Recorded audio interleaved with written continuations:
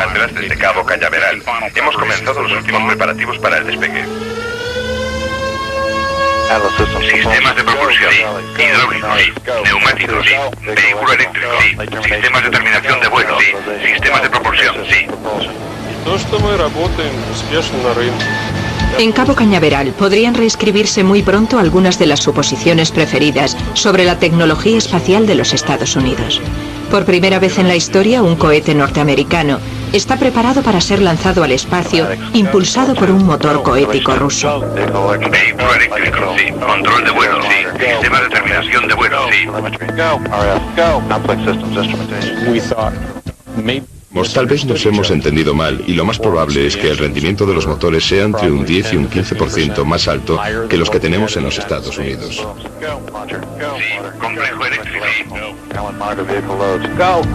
No era la misma tecnología a la que estábamos acostumbrados. Fue algo muy distinto a lo que esperábamos.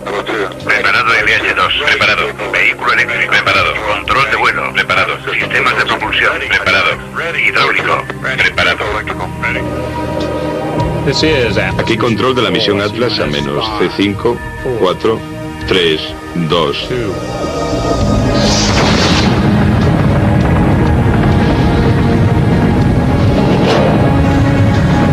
Cosmódromo.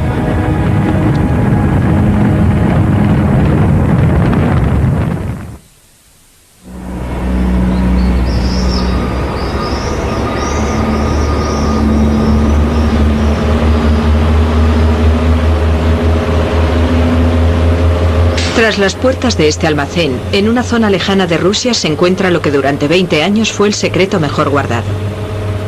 Una reserva escondida de motores cohéticos, diseñados para el proyecto espacial más ambicioso que jamás sería llevado a cabo por la Unión Soviética.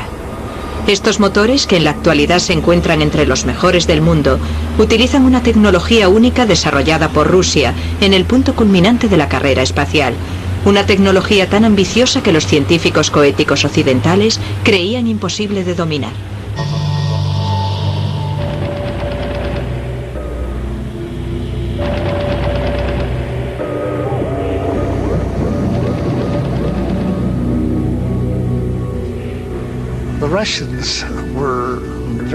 En aquel momento, los rusos eran muy reservados. Y aunque decían que estaban haciendo algo, no nos decían qué era. Hizo falta reunir mucha información de inteligencia para comprender por dónde iba la cosa. Lo realmente importante era conseguir fotos bien claras de lo que estaban construyendo.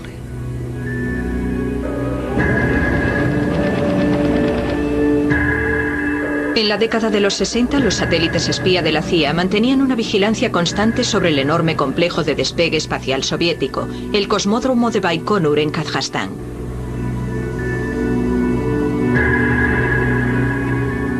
En marzo o abril del 63 vimos algo, las estacas que los topógrafos clavan en el suelo y esas cosas, en la zona del Cosmódromo de Baikonur, que estaba sin urbanizar. El tamaño del edificio de montaje, el terraplén, todo indicaba un vehículo de despegue enorme. Y todos pensamos, pero bueno, ¿qué está pasando aquí?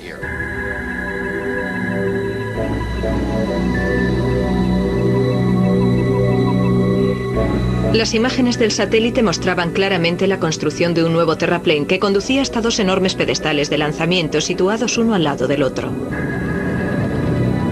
Para los analistas de la CIA en Washington, los pedestales de lanzamiento constituían la primera prueba clara de que se estaban llevando a cabo los preparativos para el montaje de un enorme y nuevo cohete. Y el impresionante tamaño del complejo solo podía significar una cosa: los Estados Unidos debían competir para llegar antes a la Luna.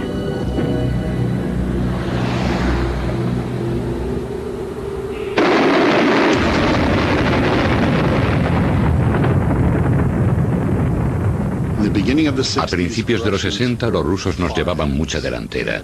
Tenían mejores motores cohéticos y podían hacer un montón de cosas que nosotros no podíamos. Fue una etapa estupenda para ellos.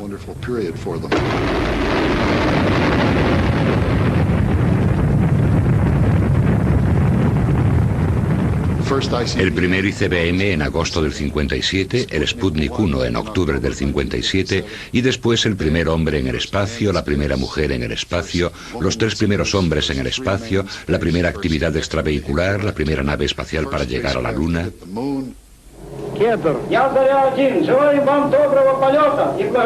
Los logros espaciales rusos se derivaban de una interpretación única del diseño coético, encabezada por una figura central. El anónimo diseñador jefe Sergei Pavlovich Korolev, jefe del Buró de Diseño Experimental OKB-1 y el científico coético ruso con más experiencia.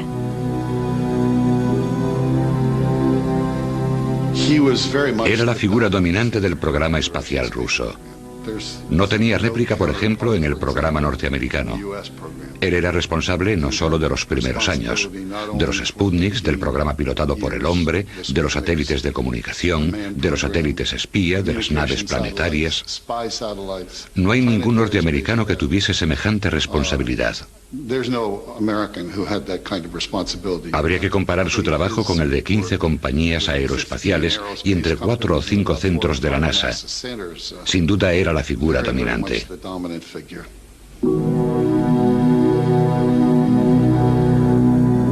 Su identidad era secreto de Estado, y como diseñador jefe, Korolev era la figura más poderosa del cuerpo de élite del Buró de Diseño Espacial Soviético, por lo que trataba directamente con el Kremlin. Fue la figura clave escondida detrás del especial enfoque ruso del diseño coético, una filosofía según la que las cuestiones importantes de diseño se resolvían solo después de haber realizado vuelos de prueba completos.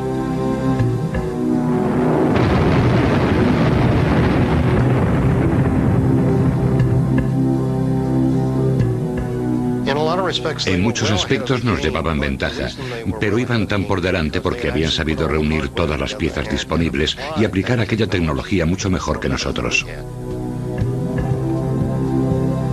Siendo la conquista del espacio una prioridad política, el progreso de Rusia había llegado gracias a un enfoque intervencionista, por el que los cohetes se habían construido,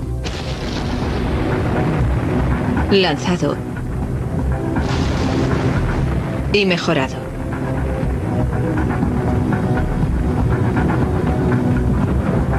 Y si mientras se producían explosiones, tocaba aprender de ellas.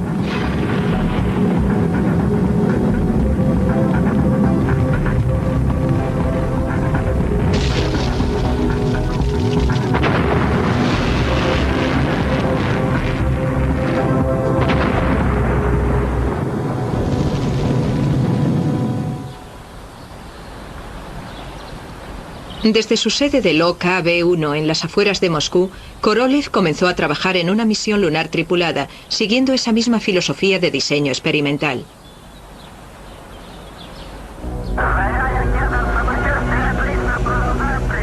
Pero el reto de poner al hombre en la Luna era un problema a escala totalmente diferente de lo que hasta entonces habían llevado a cabo.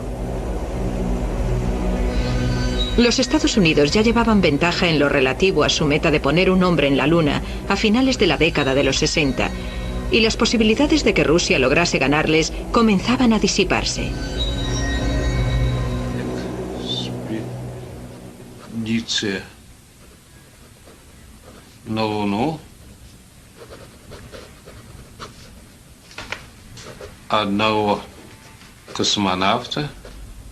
Como ayudante de Korolev, Vasily Mishin había comenzado a trabajar con cohetes en el OKB-1 después de la Segunda Guerra Mundial. A partir de la gravedad de la Tierra y la distancia de la Luna, pronto calcularon que una misión lunar necesitaría un nuevo cohete enorme. Para poder no solo llegar a la Luna, sino aterrizar en su superficie y hacer regresar una expedición compuesta por al menos una persona, hay que poner 100 toneladas en la órbita terrestre. Y eso implica que es necesario un cohete que tenga un peso inicial de alrededor de 2000 toneladas.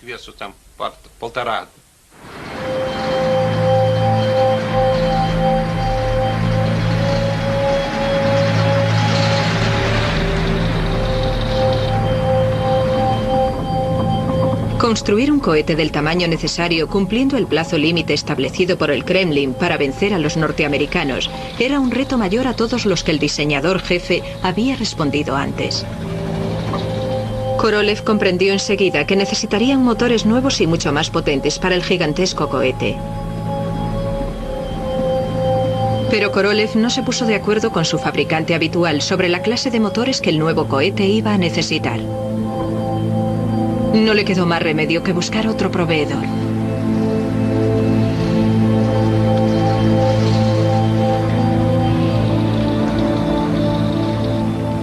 Korolev se vio obligado a acudir a un diseñador de aeronaves llamado Kuznetsov, que vivía en Samara. Era un tipo que había diseñado muy buenos motores para aeroplanos, pero que no tenía más experiencia que esa. Korolev se estaba arriesgando mucho. Kuznetsov había acumulado una formidable reputación como ingeniero de motores a reacción, habiendo diseñado los motores del primer bombardero estratégico soviético de largo alcance, pero nunca había trabajado con motores cohéticos.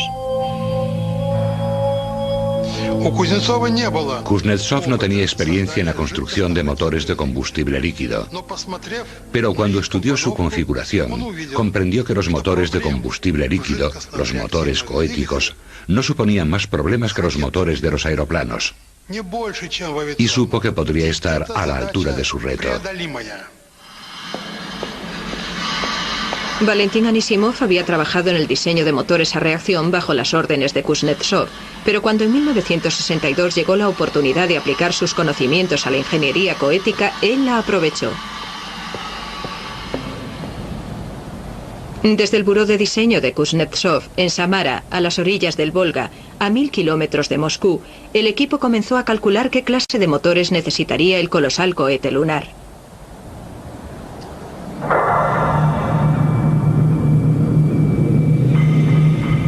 El diseño básico de los motores cohéticos es sencillo.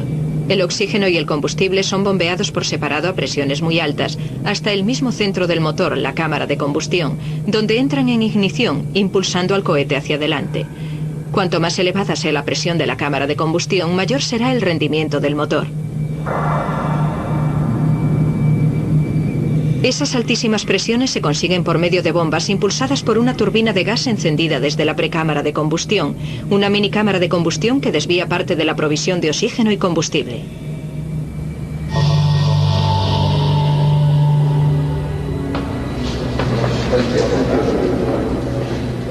Enfrentado a la necesidad de vencer a los Estados Unidos, Korolev comprendió que no habría tiempo para desarrollar la clase de motores gigantescos necesarios para el nuevo cohete llamado N-1. Como Rusia carecía del tipo de infraestructura industrial que tenían los norteamericanos, solo tendría tiempo de fabricar motores pequeños pero altamente eficaces para el cohete N-1, un total de 30 para la primera fase del cohete. Para despegar necesitamos un empuje mayor que el de la fuerza gravitacional que nos retiene. Y en nuestro caso decidimos usar 5 motores para conseguir dicho empuje. Los rusos utilizaron 30 motores. Eran motores que daban una sexta parte del empuje de nuestros motores del Saturno V. Hacer una cosa u otra es cuestión de lo que decidan los ingenieros. Pero la decisión de utilizar 30 motores fue impuesta a Korolev por falta de recursos de Rusia. Con tantos motores, las posibilidades de que uno de ellos fallase se incrementarían enormemente.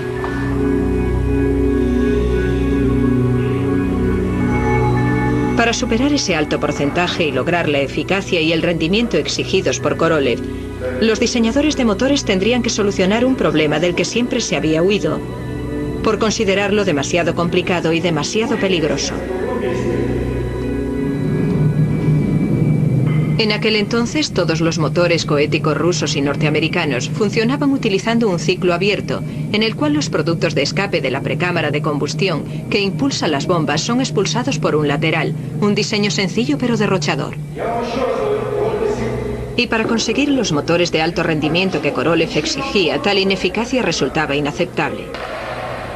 Los diseñadores de motores rusos no tendrían más salida que dar un paso muy arriesgado que nunca había sido probado.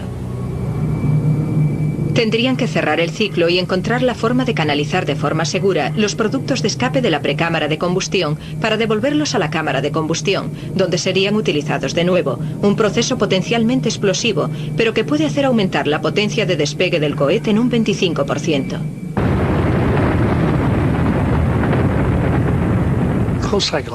Los motores de ciclo completo requieren una compresión mucho mayor del proceso de combustión y un control muy superior de todas las etapas de dicho proceso de combustión.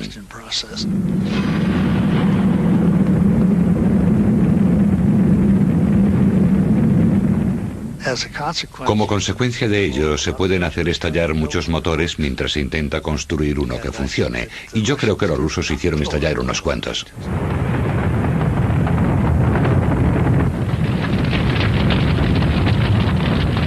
Dominar la nueva tecnología de ciclo cerrado con su enfoque experimental basado en las pruebas llevaría tiempo.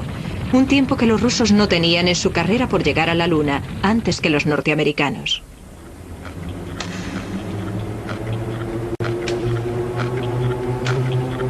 Pero no todo salió mal.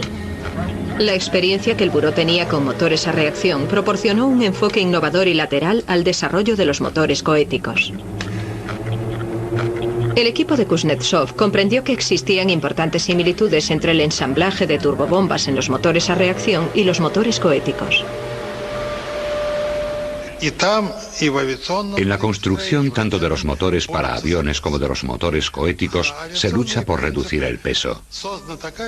En nuestro diseño, las bombas reforzadoras están dentro de las bombas principales.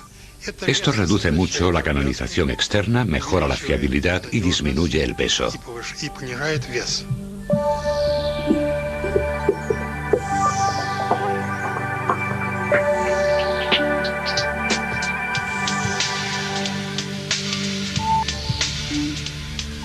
Lo compacto del motor resultaba a la vez original y muy elegante. Este diseño era muy radical para principios de los 60. Cuando se diseña un motor, lo mejor es hacerlo lo más sencillo posible, con la menor cantidad posible de piezas. Por eso los rusos eligieron el diseño tipo eje único para la maquinaria turbo, que simplifica y hace aumentar su eficacia de rendimiento.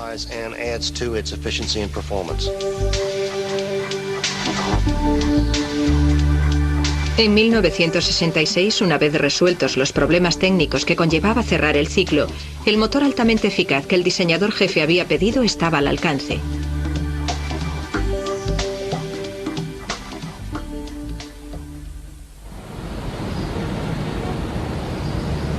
Pero entonces el proyecto sufrió un golpe devastador.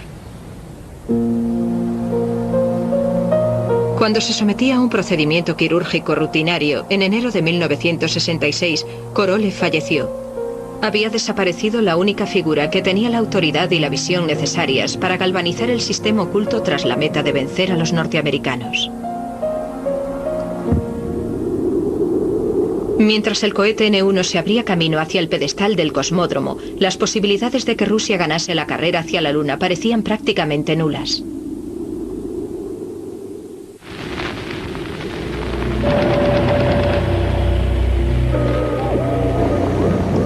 En 1967 en el cosmódromo se había ensamblado el primer cohete lunar N-1. Con la altura de un edificio de 35 pisos y un peso igual al de 400 autobuses de 2 pisos, la respuesta rusa al Saturno V norteamericano tenía un aspecto impresionante. Debo decir que durante aquellos años, antes de cualquier lanzamiento, sentíamos una cierta inquietud. Aún nos sentíamos afectados por la gran cantidad de accidentes que habíamos presenciado con nuestros propios ojos desde 1947. Vasily Mishin había sido nombrado diseñador jefe tras la desaparición de Korolev y era el encargado de los turnos de trabajo de 24 horas que se realizaban para preparar el cohete para su despegue. Rusia no contaba con las enormes instalaciones necesarias para probar en tierra los 30 motores juntos del N-1. El primer lanzamiento tendría lugar sin haber probado antes ni el cohete ni su sistema de motores de ciclo cerrado. No existía más alternativa que la de terminar el diseño de la misma forma que se habían perfeccionado todos los demás cohetes rusos. a través de una serie de vuelos de prueba completos. A causa de nuestra limitación de recursos y capacidad, tuvimos que realizar la mayor parte del desarrollo de las etapas del cohete durante los vuelos espaciales de prueba. Planificamos 12 despegues sin tripular. Los vuelos tripulados serían los lanzamientos 13 y 14.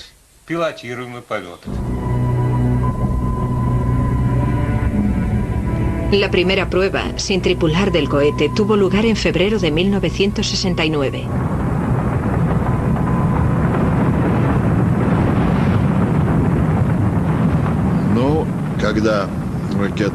Cuando el cohete salió del pedestal de lanzamiento, en aquellos primeros momentos hubo una sensación de ánimo. Sí, ha despegado. Sí, no ha estallado en el sitio. Aquello ya era una gran victoria.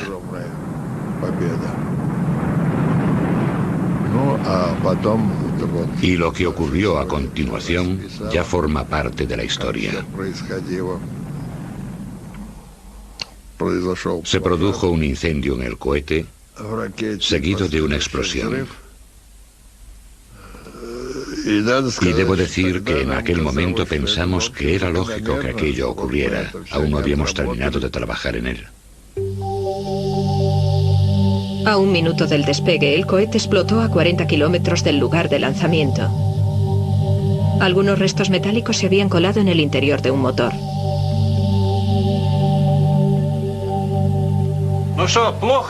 Claro que me sentí mal. ¿Se sentiría usted bien si su motor estallase con un impulso de 4,5 toneladas? Uno se siente muy mal. Controlar un cohete con 30 motores empezaba a resultar muy difícil. Pero como aún faltaban otros 11 despegues sin tripular antes del vuelo tripulado, el sistema de control de los motores fue mejorado antes del siguiente lanzamiento, en julio de 1969. Este es el lanzamiento. Se ha parado y ahora caerá. A los pocos segundos del despegue, el cohete volvió a caer sobre el pedestal con la fuerza de una pequeña bomba nuclear. No habíamos salido del refugio situado a 10 kilómetros de distancia cuando se estrelló. Eso fue lo que nos salvó. Si hubiésemos salido, no habríamos sobrevivido.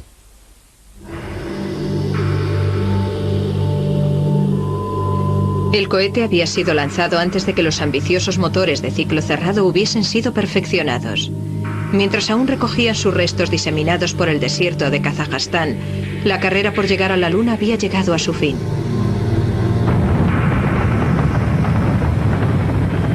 Solo 2 semanas después del desastre del N-1, los norteamericanos celebraban su victoria gracias a la triunfante misión del Apolo 11.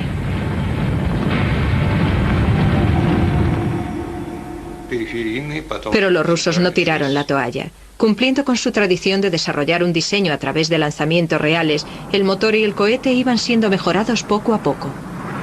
Para evitar que se colasen restos en los motores, se les añadieron unos filtros y se reconstruyó el pedestal de lanzamiento a tiempo para las siguientes pruebas, en el 71 y en el 72. Este es el tercer lanzamiento. Yo solo lo he visto en película. No lo vi en la realidad, solo sus rastros.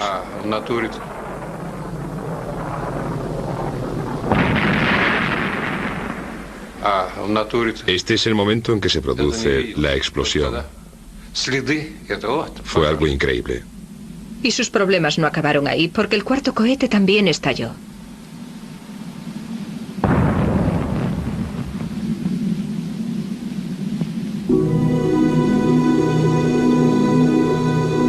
Es posible que hubiesen perdido la carrera a la Luna, pero a principios de la década de los 70, el probado sistema ruso de refinar a través de vuelos de prueba estaba aportando importantes mejoras en el cohete.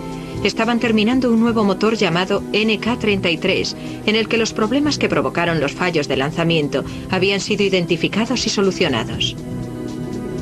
Con unos nuevos filtros y protección contra las vibraciones, los motores de ciclo cerrado de alto rendimiento con los que habían soñado los diseñadores estaban listos para volar. La experiencia demostró que los motores de Kuznetsov podían resultar fiables, pero para conseguirlo necesitamos aquellos 4 años que nos mantuvimos por detrás de los Estados Unidos.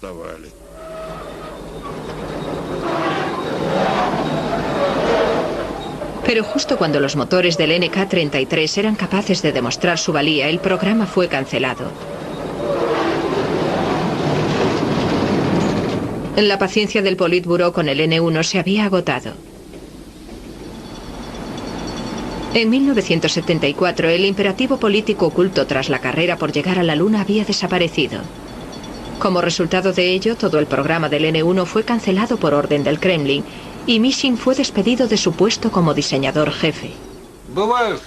¿Y qué si no estaba contento? Esas cosas pasan, claro. Hay muchos motivos. No puedo decir que estuviese bien. La cosa iba mal, pero sobreviví. En la actualidad, en Baikonur, el desierto va reclamando poco a poco las colosales obras del proyecto N-1. Después de la cancelación del programa, los líderes soviéticos ordenaron la destrucción completa de todos los cohetes N-1 que quedaban y de todos sus motores. Toda la historia del programa fue suprimida y los N-1 que quedaban desmantelados. En el cosmódromo, las piezas del cohete acabaron incluso convertidas en pocilgas.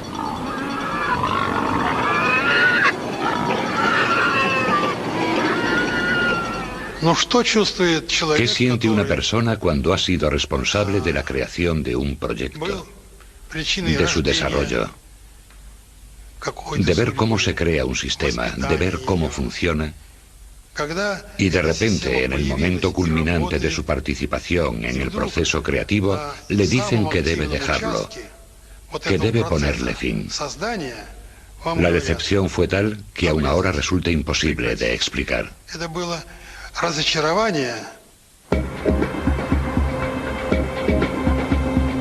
La historia del N-1 siguió siendo un vergonzoso secreto hasta principios de la década de los 90, cuando con la caída de la Unión Soviética comenzó a fluir información. Los científicos coéticos norteamericanos que iban de visita, los primeros en explorar los logros espaciales rusos, empezaban a percibir los detalles de un motor que estaba en venta. Dicho motor utilizaba un tipo de tecnología muy distinta a aquella con la que los norteamericanos estaban familiarizados. La descripción fue para pensar que allí había algo, que había que ir a verlo. Y nos fuimos para empezar a desarrollar contactos, para saber con quién había que hablar y cómo llegar hasta allí. En aquel momento las barreras a las que nos enfrentábamos parecían insuperables, pero no nos dimos por vencidos y al final conseguimos los contactos adecuados y pudimos comenzar a ver algunos datos. Recibían información sobre un cohete con unas especificaciones de alto rendimiento poco comunes. Cuando fuimos a Moscú se corrió la voz de que estábamos allí. Fuimos varias veces y empezó a llegar gente a nuestro hotel. Una de las personas que acudieron era un caballero de unas instalaciones de prueba situadas en Siberia, donde habían probado el motor NK-33. Y a través de él pudimos organizar una reunión con el señor Kuznetsov.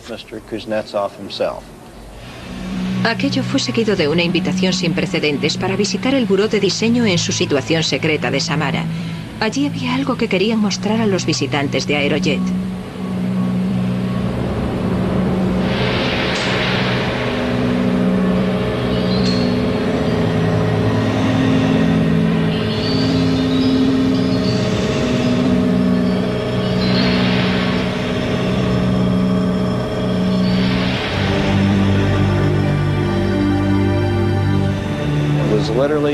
Literalmente era un bosque de motores. Había más de 60 motores almacenados en un área, uno junto al otro. Ver semejante cantidad de un activo tan impresionante fue realmente increíble.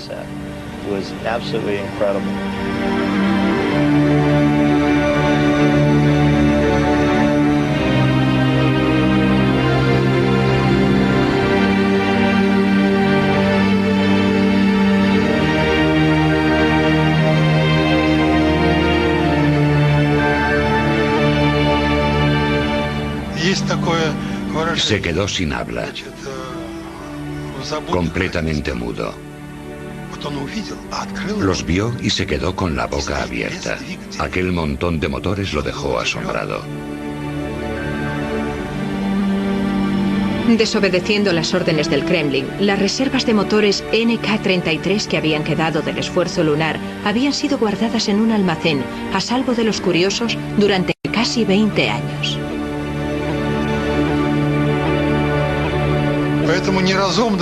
No parecía sensato enviar a la chatarrería para que los fundiesen unos motores que habían sido diseñados para durar y funcionar.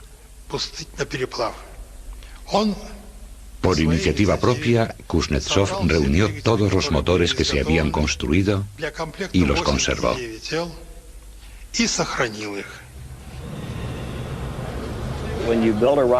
Cuando se construye un motor cohético, resulta increíble la cantidad de horas que se invierten en cada uno de los cohetes. Es tal la dedicación que casi es como si se tratase de un hijo. Tiene que tener algún valor. Ellos no sabían cómo sacárselo, por eso los conservaron. Esos motores ahora valían millones de dólares, y con la visita de los ingenieros de Aerojet, parecía que la previsión de Kuznetsov a la hora de conservar los cohetes iba a dar sus frutos. Pero como el NK-33 nunca había sido probado en vuelo, Aerojet tenía mucho que preguntar acerca de las especificaciones de rendimiento que se le achacaban al ciclo cerrado del motor.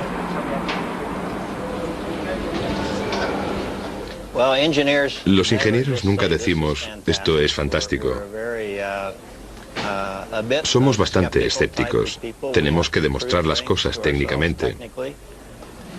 Queríamos saber por experiencia propia que lo que nos decían era verdad. Ese escepticismo se vio acentuado por el hecho de que la tecnología de ciclo cerrado del NK-33 se entendía muy poco en los Estados Unidos. Hacían cosas, funcionaban a un nivel al que algunas personas en los Estados Unidos hacía tan solo 15 años decían, eso no puede hacerse. Y ellos llevaban haciéndolo más de 10 años. Habían protegido muy bien su tecnología y los que también formábamos parte de esa industria no sabíamos cómo lo hacían. La única forma de resolver las dudas sobre la fiabilidad y el rendimiento del motor era realizar un lanzamiento completo, el primero en 20 años. Desde Samara se envió un motor a la plataforma de pruebas de las instalaciones de Aerojet en Sacramento, California, para realizar una prueba en octubre de 1995. Secuencia de carga. JFQ, programa de lanzamiento del NK. Presión de alimentación. Válvula de seguridad del bloqueo del motor cerrada. Abierto motor GN2. Válvula de alimentación. Abierta válvula de aislamiento del depósito de purgado del inicio del motor. Cerrado bloqueo. Válvula de drenaje en línea. Es difícil explicar la ansiedad que sentíamos antes de la prueba. Yo ya tenía el pelo blanco y pensé, ¿se me pondrá aún más blanco con tantas preocupaciones? Había preocupación, estrés, toda clase de estrés, nervioso, físico, moral, psicológico. Vamos a 5 cuando la presión alcance 3000. La presión aumenta, la presión está en 3000. Preparados para la prueba. NKP2, Q01, 1A, 001 en la cuenta atrás. Sirena, se apaga al segundo timbre. Segundo timbre. Cuenta atrás. 5, 4, 3, 2, 1. Fuego. Todo va bien. Es terrible cuando te preguntas a ti mismo, ¿aguantará hasta el final? ¿Saldrá bien la prueba? Espera hasta el 100% de impulso. Va bien. 2100. El director de la prueba va diciendo en alto las cosas importantes y en tu mente tú vas diciendo, sí, eso es, bien, muy bien. El motor cumplió con todas sus especificaciones. El planteamiento de ingeniería alternativa ruso había producido una tecnología que, a pesar de tener ya 20 años, Norteamérica aún no había conseguido igualar. 21 segundos.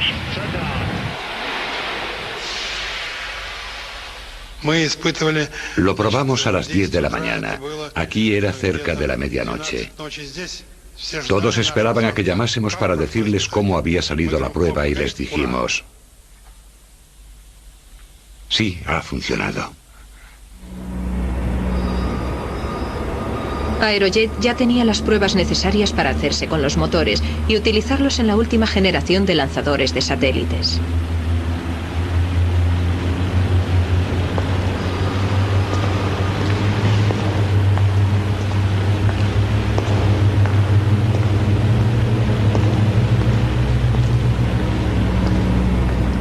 El hombre que los adquirió sabe una o dos cosas relativas a los méritos rivales de la tecnología espacial rusa y norteamericana.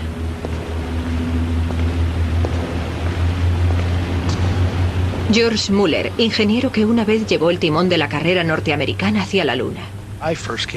Tropecé con el NK-33 cuando comenzamos a desarrollar el K-1, nuestro vehículo de lanzamientos reusable. Buscábamos motores de alto rendimiento y sabíamos cosas sobre los motores rusos en general, pero fue entonces cuando empezamos a entender lo eficaces que eran en realidad. La eficacia de aquellos motores es excelente, superior a cualquier otra cosa disponible en el mundo en la actualidad. Comienzo, presiones. Recibido, vamos a presiones. La tecnología de ciclo cerrado del NK-33 ha sido ampliada en un nuevo motor ruso. Dicho motor está a punto de hacer historia al ser el primero que volará en un cohete norteamericano. Un cohete que nació como misil balístico intercontinental que apuntaba a Rusia. 2 minutes, 15 seconds.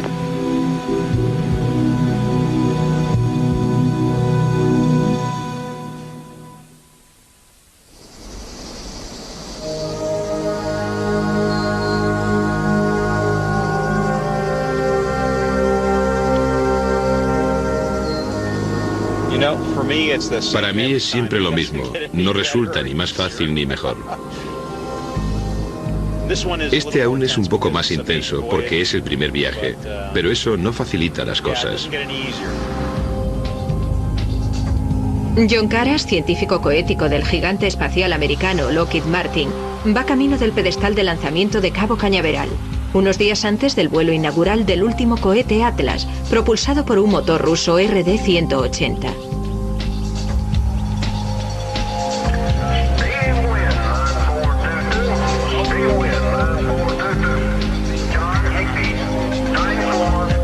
Dos veces más grande que el NK-33, el nuevo RD-180 lleva la tecnología rusa de ciclo cerrado a nuevos límites de rendimiento y ofrece niveles de impulso casi 5 veces superiores a los de un motor a reacción de un Jumbo. Si el lanzamiento sale según lo planeado, el RD-100 entrará en los libros de historia por ser el primer motor de propulsión ruso que ponga en órbita a un cohete norteamericano y a su carga un satélite de comunicaciones. Esta mañana repasaremos un par de detalles, en realidad uno. Haremos las últimas comprobaciones y lo cerraremos todo. Dentro de una hora estaremos listos para el lanzamiento y durante el resto del día, el viernes, el sábado y el domingo, no haremos nada. Llegaremos el lunes y lo lanzaremos.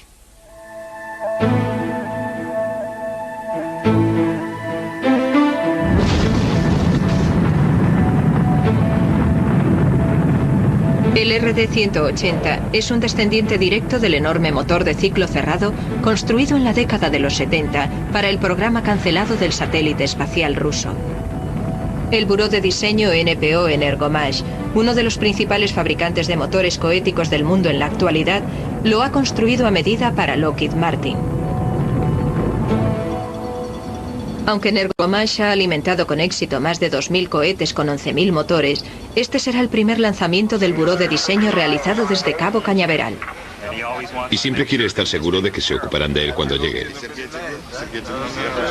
Mientras que el viejo cohete Atlas era impulsado por 5 motores, el RD-180 es tan potente que el nuevo Atlas III solo utilizará uno y aún así ofrece un 10% más de rendimiento.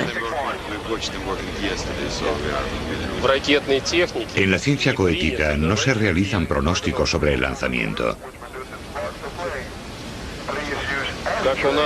Como dice el refrán, hay que tocar madera. Para tan increíble matrimonio entre un motor ruso y un cohete norteamericano, haber llegado al pedestal de lanzamiento es resultado de una larga y a veces difícil colaboración entre dos rivales de la Guerra Fría. Bob Ford fue uno de los primeros en valorar la tecnología Ergomash, a principios de la década de los 90. Nuestra impresión inicial fue la de que nos estaban contando una historia. Fue la de decir, venga ya. No lográbamos entender que consiguieran cumplir la clase de parámetros de la que nos hablaban. Hablaban de presiones en las cámaras dentro del motor superiores a cualquier cosa que tuviésemos en los Estados Unidos. Las presiones de cámara que se le adjudicaban al motor superaban las de la cápsula espacial norteamericana y aventajaban a los motores de los cohetes estándar en una proporción de 4:1. Creíamos que lo habíamos entendido mal. Nos estaban contando cosas que no podíamos validar con nuestra propia experiencia y que debíamos comprobar porque no se trataba de la misma tecnología que solíamos utilizar. Era algo totalmente distinto a lo que habíamos esperado. 5, 4, 3, 2, 1. Aquel desequilibrio entre las expectativas americanas y el rendimiento ruso se explicaba por la tradición rusa de una ingeniería tipo armamentística. Mejorando la tecnología desarrollada por el NK-33, el RD-180 utiliza un ciclo cerrado de alto rendimiento que los ingenieros de los Estados Unidos habían rechazado por resultar demasiado arriesgado. Bien, todo normal, desconecte. El diseño del motor en sí ya era distinto al diseño que utilizarían los norteamericanos para un motor. El oxígeno del interior del motor fluye a través de la precámara de combustión, lo que pone en funcionamiento la turbina. El ciclo cerrado rico en oxígeno implicaría unas presiones de la cámara de combustión muy superiores, pero no sin correr riesgos. El caliente gas de oxígeno que procede de la precámara de combustión resulta tan inflamable que incluso el propio motor de metal podría incendiarse y explotar. Si tenemos una fuente de ignición, y ya lo hemos visto en varios motores, podríamos quemar el motor por completo. Las consecuencias son dignas de verse. Piezas grandes de casi 8 centímetros de espesor se derriten como si fuesen de cera.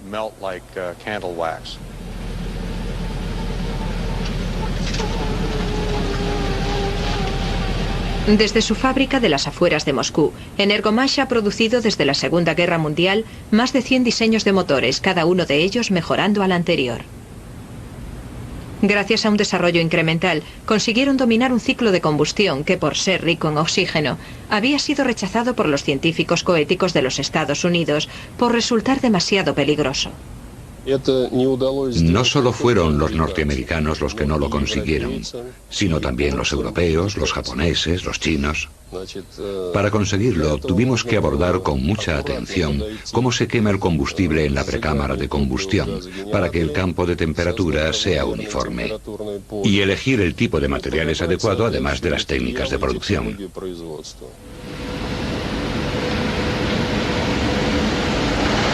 Energomash había encontrado la forma de utilizar el ciclo cerrado para llevar las presiones de las cámaras hasta nuevos límites, a la vez que se protegía el interior del motor de los riesgos de que se declarase un incendio.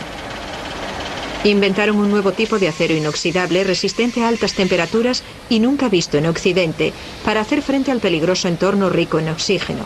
Con esa clase de tecnología el escepticismo de Lockheed Martin desapareció. Resultó muy sencillo convencerlos. Les dijimos, aquí está el motor, aquí está en la unidad de producción, aquí en el centro de pruebas, y ahora vamos a probarlo. Miren los datos. ¿Qué mejor forma de presentarlo con una prueba concreta de un motor de hierro específico para convencerlos de que funciona y lo hace de manera fiable? Recibido. 36A, se producirá gran ventilación en la zona este de la rampa. Repito. En Cabo Cañaveral, los controladores terrestres han comenzado a realizar sus últimas comprobaciones. Hoy, el RD-180 ofrece un rendimiento y una fiabilidad que superan con mucho cualquiera de las prestaciones conseguidas en los Estados Unidos, con sus miles de millones de dólares de inversión en tecnología espacial. El contacto con la filosofía de diseño rusa ha obligado al gigante de la tecnología norteamericana, Lockheed Martin, a cuestionar algunos de sus métodos de trabajo más queridos. Despejen la zona, excepto el equipo verde. Con los rusos, los ingenieros de diseño que han diseñado el motor tienen todos los planos. Entregan dichos planos a los ingenieros de fabricación que están en la planta y que son los que construirán el motor, y ellos son los que a partir de ese momento se hacen cargo del diseño. Mientras que en los Estados Unidos el ingeniero de diseño diseña una cosa y él es el encargado de llevarla adelante en la planta de fabricación. La planta de fabricación se ve obligada a realizar ese plano y entonces es cuando el coste de los artículos se dispara, el porcentaje de desechos se eleva, los requisitos de máquinas cada vez más estrictas aumentan y convertimos la fábrica en un laboratorio tecnológico. En Kuznetsov, el equipo que diseñó y construyó el NK-33 sigue unido. Aunque ya pasa de los 70, Valentín Anisimov sigue siendo el jefe de diseño de motores. Su equipo y él están listos para continuar con la producción del NK-33. Llevábamos mucho tiempo esperándolo, 20 años. Ya está todo decidido. La producción de estos motores continuará en Samara. En vientos elevados, en la zona superaban los 20 o 23 nudos, pero no se indica nada más que eso, por lo que en este momento no hay emergencias de vuelo. Mientras en la misión Atlas ocupan sus puestos para la cuenta atrás, con el lanzamiento de este nuevo cohete, la tecnología rusa de motores cohéticos habrá venido por fin del frío. Las temperaturas rondan los 21 grados y ahora existe un 60% de posibilidades de no seguir al principio de la ventana. Sin embargo, las condiciones mejoran al acercarnos a la segunda mitad de la ventana. El equipo de Energomash podrá monitorizar el rendimiento del motor desde su propia sala de control para la ignición, que durará 3 minutos. ¿Potencia? Recibido. Continúen con la cuenta atrás. ¿Sistemas de propulsión? Sí. ¿Hidráulicos? Sí. ¿Sistemas de terminación de vuelo? Sí. 10 años después del fin de la Guerra Fría, la anticuada ingeniería rusa intervencionista está a punto de enseñar a la alta tecnología norteamericana una incómoda lección. Aquí control de la misión Atlas en T-10, 9, 8, 7, 6, 5, 4, 3, 2, y el motor RD-180 ruge y despega.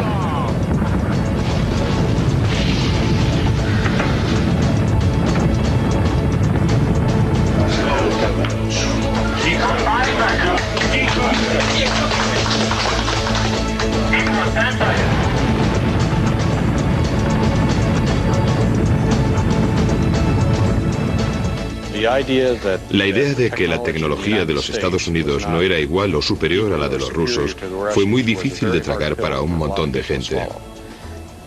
Era muy difícil decirle a los del gobierno que a pesar de todo el dinero invertido, en Rusia no superaban en cuanto a tecnología.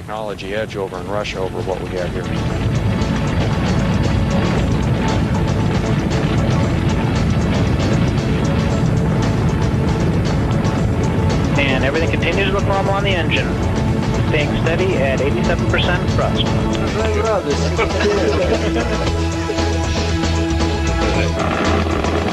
Engine parameters continue to look good.